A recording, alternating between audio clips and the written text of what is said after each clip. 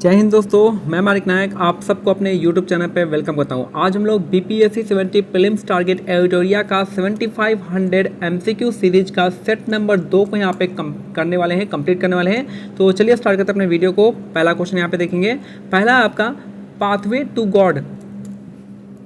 To God नामक पुस्तक जो है इसके लेखक कौन है? तो इसके लेखक आपके महात्मा गांधी, इसका करेक्ट आंसर हो जाएगा। तो पाथवे टू गॉड नामक पुस्तक किसने लिखा है? तो यहाँ पे महात्मा गांधी जगह इनकी एक और बुक है जिसका नाम हिंद स्वराज है, जो कि इनकी ऑटोबायोग्राफी है। साथ में माई एक्सपेरिमेंट विद ट्रूथ जो है इन्होंने ही लिखा है। बाकी बहुत सारे बुक इन्होंने लिखा है, याद रखिएगा। और सरदार भाई पटेल जो है इन्होंने कौन से अध्यक्ष, कराची सदन की अध्यक्षता की थी। और जवाहरलाल नेहरू की बुक का नाम क्या है? ग्लिम्स ऑफ वर्ल्ड हिस्ट्री हो जाएगा, डिस्कवरी ऑफ इंडिया हो जाएगा, और who lives if India die हो जाएगा। अरविंद घोष का हो जाएगा लाइफ डिवाइन हो जाएगा, याद रखना है। अरविंद घोष की बुक का नाम क्या है? लाइफ डिवाइन हो जाएगा। और कौन सी एक बुक है यहाँ पे? न्यू लैम्प फॉर ओल्ड्स जो है इनकी बुक का नाम है। नेक्स्ट यहाँ पे देखेंगे, निम्नलिखित अधिनियमों में से उनके काल यानी क्रोनोलॉजिकल ऑर्डर में लिखना है। तो यहाँ पे जगह इसका जो है लेक्स लोकी अधिनियम छोड़ दीजिए, इसको नहीं पता है तो। बंगाल टेनेंसी अधिनियम कब आया था? 1885 में आया था। आयु की सहमति यानी एज ऑफ कंसेंट एक्ट आया था 1891 में आया था। और विश्वविद्यालय अधिनियम 1904 में आया था, याद रखना है, ठीक है। तो अगर हम देखते हैं तो 1885, 1891 और यहाँ पे 1904 यानी 2, 3, 4 एक साथ आएगा। 2, 3, 4 एक साथ कहाँ पे है? तो ये हमारा ऑप्शन डी में हो जाएगा। 2, 3, 4 एक साथ है, आपका ऑप्शन डी इसका करेक्ट आंसर हो जाएगा। तो लेक्स लोको अधिनियम आप देखिएगा कब आया था, आप मेरे को कमेंट तक कर सकते हैं यहाँ पे अगर आप चाहें तो। ईश्वर चंद्र विद्यासागर ने लड़कियों के लिए किस स्थान पर स्कूल की स्थापना की थी? तो ये थी आपका कोलकाता में।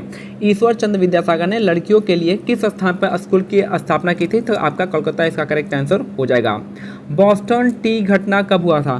तो बॉस्टन टी जो घटना हुआ था वो कब हुआ था? तो 1773 में बॉस्टन टी की घटना हुआ था। तो बॉस्टन टी की घटना हुई थी 1773 में हो जाएगा। और यहीं पे आपका रेगुलेटिंग एक्ट स्थापित होता है, जिसकी वजह से कलकत्ता में सुप्रीम कोर्ट की स्थापना भी इसी एक्ट के तहत में स्थापित हुआ था। नेक्स्ट है, नाई धोबी बंद सामाजिक बॉयकॉट जो था एक स्वरूप था जो कि 1919 में स्टार्ट हुआ था। तो नाई धोबी बंद एक तरह सा क्या था? तो नाई धोबी बंद जो था आपका किसानों द्वारा प्रतापगढ़ जिले में चलाया गया था, एक मूवमेंट कर सकते हैं। तो किसानों द्वारा प्रतापगढ़ जिले में चलाया गया एक मुहिम था जो कि कहलाता था नाई धोबी बंद, इसका करेक्ट आंसर हो जाएगा। नेक्स्ट है, संगम युग में उरायूर किस लिए प्रसिद्ध था? तो याद रखना है, उरायूर जो था आपका ये कपास यानी कॉटन के लिए प्रसिद्ध था। आप घटना चक्र बुक पढ़ेंगे तो वहाँ पे आपको इसका जानकारी मिलेगा। तो उरायूर जो था आपका किसके लिए था? कपास के व्यापारिक केंद्र था कपास का, उसको उरायूर कहते थे। किस टाइम में? संगम युग में। संगम युग किसके संबंधित है? पांड्या का हो जाएगा। अब पांड्या की राजधानी क्या हो जाएगी? आपका मदुरई हो जाएगा। नेक्स्ट यहाँ पे अब देखिए यहाँ पे जो है, यहाँ पे जो आपका है आपको यहाँ से मिलान करना है। और यहाँ पे देखिए फुतुहत ए फिरोज शाही जो है इसका पता है आपको कौन सा होता है? आपका फिरोज शाह तुगलक हो जाएंगे। फ ठीक है, फुतुहत ए फिरोज शाही फिरोज शाह तुगलक आ जाएगा। और बी का वन किस में है? तो बी का वन देखिएगा तो सिर्फ और सिर्फ एक में हो जाएगा। तो बी का वन जो है सिर्फ एक में है, तो यहाँ पे आप मिला लेते हैं। बाकी फुतुहत ए फिरोज शाही आपका फिरोज शाह तुगलक हो जाएगा। फुतुहत ए सलातीन जो हो जाएगा आपका, तो ये कहाँ हो जाएगा? आपका यहाँ पे अब्दुल मालिक इलामी हो जाएगा। तारीख है फिरोज शाही कौन सा हो जाएगा? जियाउद्दीन बारनी हो जाएगा। और खजान उल फतूह हो जाएगा आपका आमिर खुसरो, इसका करेक्ट आंसर हो जाएगा। तो हमारा इसका जो आंसर हो जाएगा 7 का आंसर सी इसका करेक्ट आंसर हो जाएगा। तो ऑप्शन सी इसका करेक्ट आंसर हो जाएगा। आपका बी का वन भी डायरेक्ट यहाँ से आ सकता है अगर आपको फुतूहत फिरोज शाही पता होगा कि फुतूहत फिरोज शाही जो है फिरोज शाह तुगलक के द्वारा लिखा गया था। नेक्स्ट है क्वेश्चन नंबर 8 देखेंगे हम लोग यहाँ पे। क्वेश्चन नंबर 8 है, सिंधु सभ्यता से प्राप्त मोहरों में कौन से वृक्ष की आकृति मिलती है? तो वहाँ पे जो वृक्ष मिलता है, कौन सा वृक्ष मिलता है? तो वो वृक्ष मिलता है पीपल का पेड़ मिलता है। तो सिंधु सभ्यता से प्राप्त मोहरों में कौन सा वृक्ष मिलता है? तो पीपल का पेड़ मिलता है, याद रखना है। पीपल इसका करेक्ट आंसर हो जाएगा। और वो लोग जो थे आपकी मातृभाषा की पूजा करते थे। और साथ में याद रखना है सिंधु सभ्यता के मोहरे पे क्या करते थे? आपका यूनिकॉर्न सील होता था, यूनिकॉर्न सील कहलाता था। नेक्स्ट है, प्रसिद्ध मराठी उपन्यास मृत्युंजय के लेखक कौन थे? तो मृत्युंजय के लेखक कौन थे? तो आपका शिवाजी सावंत इसका करेक्ट आंसर हो जाएगा। तो मृत्युंजय के लेखक कौन थे? आपके शिवाजी सावंत इसका करेक्ट आंसर हो जाएगा। नेक्स्ट है, निम्नलिखित में से किस घटना ने ब्रिटिश ईस्ट इंडिया कंपनी को बंगाल सूबे का वास्तविक मालिक बनाया था? तो याद रखना है, बंगाल सूबे का वास्तविक मालिक जो बने थे ये आपका बक्सर के युद्ध के बाद लड़े थे। बक्सर के युद्ध जो हुआ था आपका 1764 में हुआ था, याद रखना है। और कहाँ पे हुआ था? बक्सर में हुआ था। और कौन कौन लड़े थे आप मेरे को कमेंट सेक्शन में बताइएगा। और जो है अंग्रेज की तरफ से लीड कर रहे थे हेक्टर मुनरो। प्लासी के युद्ध में क्लाइव लीड कर रहा था और या किसको हराया था, सिराजुद्दौला को हराया था प्लासी के युद्ध। और कौन सी प्लासी जो है कौन सी नदी के किनारे है, भागीरथी नदी के किनारे है। नेक्स्ट है जहांगीर ने किसे नादिर उल असर के खिताब से नवाजा था, तो ये था उस्ताद मंसूर, इसका करेक्ट आंसर हो जाएगा। तो जहांगीर ने किसे नादिर उल असर के खिताब से नवाजा था, तो उस्ताद मंसूर इसका करेक्ट आंसर हो जाएगा। नेक्स्ट है याद रखना है जहांगीर के टाइम में जो है आपका डू अस्पा साई अस्पा जो है काफ़ी फेमस था जहांगीर के टाइम में, और ये जस्टिस के लिए काफ़ी फेमस था। नेक्स्ट है गजनी का सुल्तान महमूद किस चोल शासक के समकालीन था, तो ये थे आपके राजेंद्र प्रथम के समकालीन थे। याद रखना है गजनी का सुल्तान जो है महमूद जो है किस चोल राजा के समकालीन थे, तब राजेंद्र प्रथम। इन्होंने गंगाई कोंडा चोलापुरन गांव बसा था और गंगाई कोंडा की उपाधि धारण किया था राजेंद्र चोल ने, याद रखना है। और इन्होंने यही एक राजा थे जो जिन्होंने श्रीलंका को पूरी तरीके से विजय प्राप्त किया था। नेक्स्ट है विजयालय, याद रखना है चोल के फाउंडर है विजयालय, याद रखना है। नेक्स्ट है अनंतराज सागर जलाशय का निर्माण किस वंश के शासकों द्वारा किया गया था, तो यह था आपका विजयनगर एम्पायर, इसका करेक्ट आंसर हो जाएगा।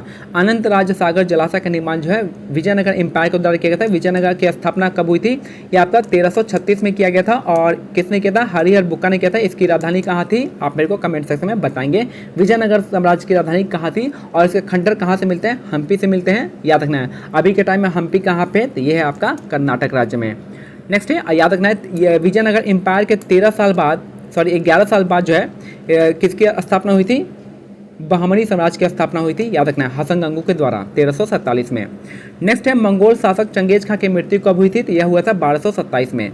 मंगोल शासक चंगेज खां की जो मृत्यु हुई थी वो आपका 1227 में होता।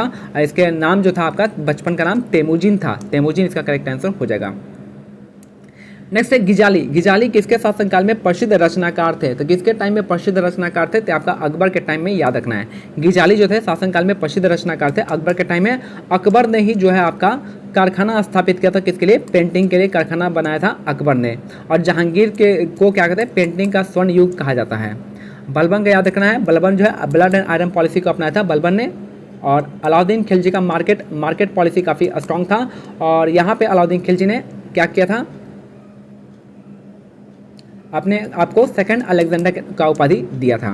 नेक्स्ट है स्वतंत्रता के अधिकार में सबसे प्रमुख अधिकार कौन सा है, ये आपका जीवन और व्यक्तिगत स्वतंत्रता का अधिकार, इसका करेक्ट आंसर हो जाएगा। तो यहाँ पे आर्टिकल 21 हो जाएगा। जीवन और व्यक्तिगत स्वतंत्रता का अधिकार जो है आपका सबसे इंपॉर्टेंट अधिकार होता है, आपका स्वतंत्रता के अधिकार में सबसे प्रमुख है। तो आर्टिकल 21 यहाँ पे इसका करेक्ट आंसर हो जाएगा।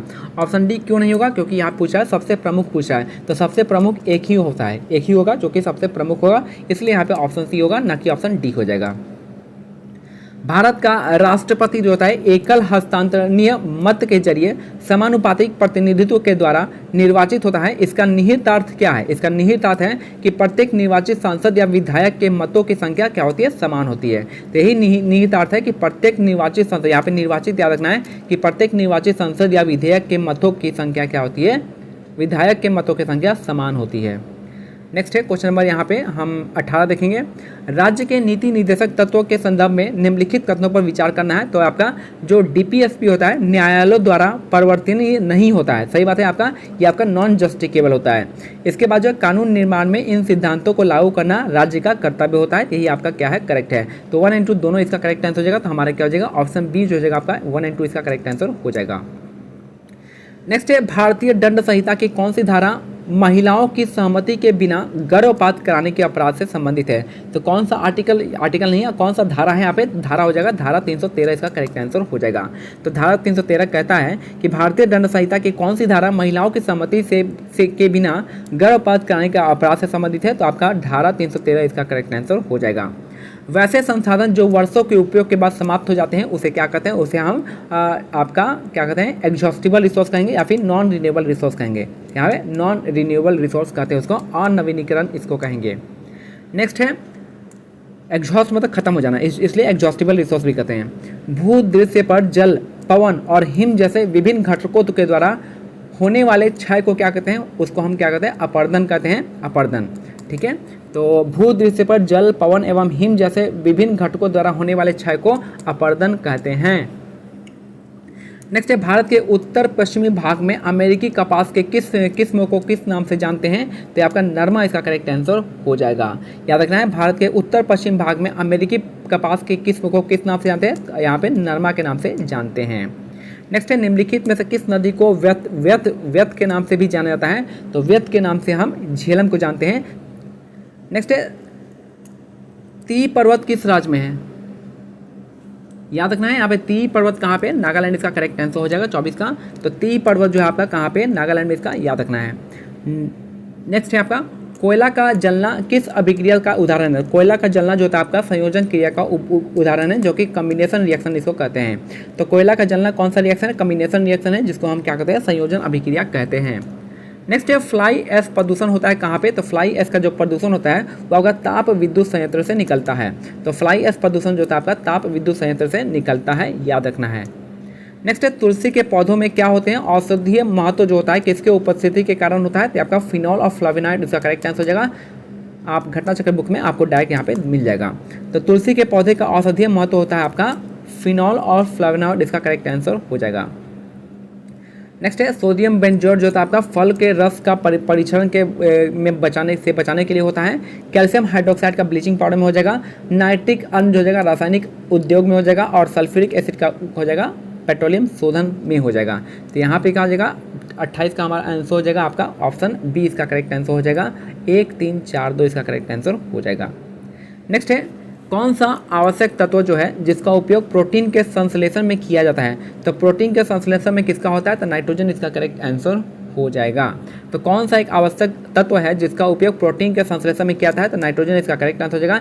याद रखना है, जो प्रोटीन जो बनता है आपका नाइट्रोजन से ही मिलकर बनता है, एमिनो एसिड। नेक्स्ट है पादपों में जाइलम उत्तक का कौन सा भाग भोजन को भंडारण करता है? तो भोजन का भंडारण जो करता है आपका जाइलम पैरेन्काइमा करता है। याद रखिए, जो जाइलम जो है आपका जल को संवहन करता है, लेकिन साथ साथ फूड को भी स्टोर करता है। और वो जो है जाइलम का कौन सा पार्ट स्टोर करता है? तो आपका जाइलम पैरेन्काइमा इसका करेक्ट आंसर हो जाएगा। नेक्स्ट है निम्नलिखित में से किस एक कोशिकीय कोशिकांग समूह में डीएनए होता है? डीएनए आपका माइटोकॉन्ड्रिया में होता है, न्यूक्लियस में होता है और आपका क्लोरोप्लास्ट में होता है। तो यहाँ पे है आपका सूत्रकणिका, केंद्रक और हरित लवक, इसका करेक्ट आंसर हो जाएगा। निम्न में से बायोमास ऊर्जा का स्रोत नहीं है? तो आपका लकड़ी है, कोयला है, गोबर है, लेकिन आपका परमाणु ऊर्जा नहीं है। तो परमाणु ऊर्जा इसका करेक्ट आंसर हो जाएगा। सभी लैंगिक जनन करने वाले जीवों में जीवन की उत्पत्ति किस प्रकार होती है? तो ये जो उत्पत्ति होती है आपका एक कोशिकीय युग्म नज से होती है। तो सभी लैंगिक जनन करने वाले जीवों में जीवन की उत्पत्ति जो होती है आपका एक कोशीय युग्म नज से होती है। नेक्स्ट है वह जलीय पौधा जिसे प्रायः जल प्लावित धान के खेत में जैव उर्वरक के रूप में प्रयोग किया जाता है, वो कौन सा है? तो धान के खेत में हम जो यूज करते हैं वह आइजोला का करते हैं। ठीक है, तो याद रखना है वह जलीय पौधा जिसे हम धान के खेत में जैव उर्वरक के रूप में यानी बायो फर्टिलाइजर के रूप में यूज करते हैं, आइजोला इसका करेक्ट आंसर हो जाएगा। इसको हम बायो फर्टिलाइजर के रूप में करते हैं। निम्न में से कौन एक कीट भक्षी पौधा है? तो जो आपका कीट भक्षी पौधा है आपका नेपेंथिस, इसका करेक्ट आंसर हो जाएगा। वह पौधे जो कीट खाते हैं, जैसे वीनस फ्लाई ट्रैप हो गया, ये सब जो है आपका ये क्या कहते हैं? आपका कीट भक्षी पौधे हैं जो कि नाइट्रोजन उससे क्या लेते हैं? नाइट्रोजन लेते हैं। नेक्स्ट है निम्न में से कौन सहजीवी संबंध को दर्शाता है? तो सहजीवी संबंध हो गया आपका कौन सा? इसको क्या कहेंगे? सहजीवी वाले को नाम याद नहीं रहा है। एक तो म्यूचुअलिज्म हो गया और दूसरा आपका हो जाएगा सिम्बायोटिक्स। ठीक है, सिम्बायोटिक हो जाएगा। तो यहाँ पे इन दोनों में कौन सा आ जाएगा? यहाँ पे तो ये हो जाएगा हमारा काई। काई जो होता है किसका बनाता है? अलगे का बनाता है, लाइकेन यानी अलगे शैवाल का बना होता है, जो कि जिसमें काई में पाया जाता है। और यही जो आपका सहजीवी संबंध को दर्शाता है कौन? काई, इसका करेक्ट आंसर हो जाएगा। नेक्स्ट है निम्नलिखित में से कौन सी राष्ट्रीय आय आकलन की विधि में से एक नहीं है? तो राष्ट्रीय आय निकाल सकते हैं हम, देखिए जो नेशनल इनकम होता है वो निकालते हैं हम प्रोडक्ट मेथड से यानी उत्पाद विधि से, इनकम मेथड से, आय विधि से और एक्सपेंडिचर मेथड से यानी व्यय के विधि से। लेकिन वितरण विधि से यानी डिस्ट्रीब्यूशन विधि प्रोसेस कोई एक तरह का विधि नहीं है जिससे हम नेशनल इनकम निकाल सकते हैं। यही हमारा क्या हो जाएगा? आंसर हो जाएगा। तो राष्ट्रीय आय निकालते हैं हम उत्पाद विधि से, आय विधि से और व्यय विधि से। नेक्स्ट है अपने निवेश के बदले एक शेयर धारक प्राप्त करता है। तो एक शेयर धारक जो आपका अपने निवेश के बदले में क्या मिलता है उसको? तो लाभांश मिलता है और बोनस शेयर मिलता है। लाभांश और बोनस शेयर इसका करेक्ट आंसर हो जाएगा। तो हमारा 38 का बी इसका करेक्ट आंसर हो जाएगा। आधुनिकीकरण में शामिल क्या क्या होता है, तो उसमें जो है आपका नए टेक्नोलॉजी आते हैं और सामाजिक दृष्टिकोण में परिवर्तन आएगा। जाहिर सी बात है, जब नया टेक्नोलॉजी आएगा तो समाज का दृष्टिकोण भी बदलेगा। तो यहाँ पे हमारा दोनों ही आंसर क्या हो जाएगा, करेक्ट आंसर हो जाएगा। याद रखना है, पारिस्थितिकी तंत्र के संदर्भ में निम्नलिखित में से कौन से कथन पर विचार करना है। तो यहाँ पे जो स्वपोषी होता है स्तर पर उत्पादन को प्राथमिक उत्पादकता कहा जाता है, सही है। और द्वितीय को उत्पादकता का संदर्भ पर पोष यानी विषम पोषण स्तर के उत्पादन से होता है। दोनों ही स्टेटमेंट क्या है, आप करेक्ट मानेंगे। नहीं भी अगर देखिए अगर स्टेटमेंट क्या है पॉजिटिव है तो आप इसको करेक्ट मानेंगे। तो यहाँ पे दोनों ही स्टेटमेंट क्या हो जाएगा, करेक्ट हो जाएगा। याद रखना है, इकोसिस्टम का जो दिया था किसने दिया था, टांसले ने दिया था। और इकोलॉजी शब्द जो है आपका किसने दिया था, ये दिया था अर्नेस्ट हकल ने दिया था। नेक्स्ट है, यामिनी कृष्णमूर्ति का संबंध किस नृत्य से लिया था। यामिनी कृष्णमूर्ति का संबंध जो आपका भारतनाट्यम से है। तो यहाँ पे क्या है, कुचिपुड़ी मणिपुरी, यहाँ पे जो है आपका यामिनी कृष्णमूर्ति का संबंध भारतनाट्यम और क्या हो जाएगा, आपका कुचिपुड़ी हो जाएगा। ठीक है, तो यामिनी कृष्णमूर्ति का संबंध जो है एक तरह का भारतनाट्यम से भी होता है और कुचिपुड़ी भी हो जाएगा इसका, लेकिन मेनली जो है इनका संबंध जो है भारतनाट्यम से, याद रखना है। नेक्स्ट है, निम्नलिखित घटनाओं पर विचार करना है। तो सबसे पहले इनका क्रोनोलॉजिकल ऑर्डर में बताना है। ठीक है, तो यहाँ पे जो सबसे पहले इलेक्ट्रॉन का खोज होगा, उसके बाद प्रोटॉन का, उसके बाद न्यूट्रॉन का, उसके बाद मेसॉन का खोज होगा। याद रखें, इलेक्ट्रॉन की खोज किसने किया था, जेम्स चैडविक ने किया था। प्रोटॉन की खोज किया था गोल्डस्टीन ने और न्यूट्रॉन की खोज किया था चैडविक ने।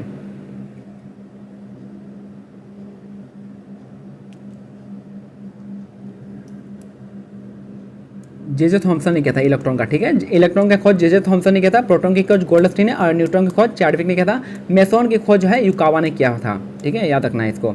तो वो यहाँ पे सबसे पहले प्रोटॉन का खोज, इलेक्ट्रॉन का खोज होगा। तो तीन से स्टार्ट कौन सा है, 3 है। फिर आपका प्रोटॉन की खोज, उसका न्यूट्रॉन की खोज, 3 4 2 1 इसका करेक्ट आंसर हो जाएगा। नेक्स्ट है, निम्नलिखित में से किस राज्य में हर वर्ष इको रिट्रीट महोत्सव कहाँ पे होता है। तो उड़ीसा इसका करेक्ट आंसर हो जाएगा।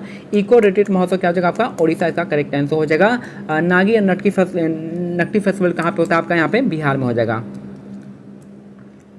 नेक्स्ट है यहाँ पे, दहेज निषेध अधिनियम कब आया था, ये आपका 1961 में आया था। दहेज निषेध अधिनियम जो आपका, ये आपका 1961 में आया था, याद रखना है। राजा ललितादित्य ने किस राज्य पर शासन किया था, तो ये किया था कश्मीर पे।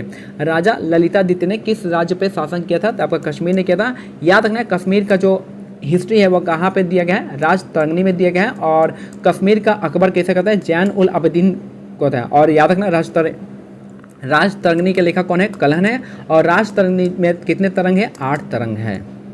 नेक्स्ट है यहाँ पे याद रखना है, जो यहाँ पे एक क्वेश्चन मैं पूछूंगा, तो यहाँ पे शिलादित्य की उपाधि किसने धारण की थी, आपको कमेंट करना है शिलादित्य की उपाधि किसने धारण की थी। बहुत इंपॉर्टेंट क्वेश्चन है, जो आप देखते हैं किसको ये क्वेश्चन आता है। नेक्स्ट है, सैर ए गुल फरोंसा त्यौहार का आयोजन कहाँ पे किया जाता है, तो ये जो है आपका दिल्ली में किया जाता है। सैर ए गुल फरोंसा त्यौहार जो है कहाँ पे मनता है, तो ये आपका दिल्ली में मनता है। नेक्स्ट है, विश्व रोगी सुरक्षा दिवस कब मनाते हैं, तो ये मनाते हैं हम 17 सितंबर को मनाते हैं। विश्व रोगी सुरक्षा दिवस 17 सितंबर को मनाया जाता है। नेक्स्ट है, किसने पाटलिपुत्र को पॉलीब्रोथ कहा था, तो मेगास्थनीज ने कहा था। किसने पाटलिपुत्र को पॉलीब्रोथ कहा था, तो मेगास्थनीज जगह। इनकी बुक का नाम क्या था आपका, इनके बुक का नाम था इंडिका। और इन्होंने पटना को पॉलीब्रोथ के नाम से कहा था, और जो चंद्रगुप्त मौर्य थे इनको सैंडोकोटस के नाम से कहा था, याद रखना है। नेक्स्ट है, निम्नलिखित में से कौन सी पावर जो है लोकल एरिया वायरलेस संचार तकनीक पे है, तो लोकल एरिया, अगर लोकल एरिया नेटवर्क पे देखेगा तो लोकल में कौन होता है, लोकल में आपका ब्लूटूथ होगा। ठीक है, तो यहाँ पे जो है लोकल एरिया वायरलेस संचार तकनीक कौन सा है, ब्लूटूथ इसका करेक्ट आंसर हो जाएगा। किसे कृत्रिम बुद्धिमत्ता यानी एआई का फादर किसे कहते हैं, तो ये आपका जॉन मैकार्थी हो जाएगा। तो फादर ऑफ एआई हो जाएगा जॉन मैकार्थी, इसका करेक्ट आंसर हो जाएगा। या आप देखिए, नक्काशीदार ईंटों का प्रयोग का साक्ष्य कहाँ से मिला है, तो कालीबंगा से मिला है। तो नक्काशीदार ईंटों का प्रयोग का साक्ष्य मिला है कालीबंगा से।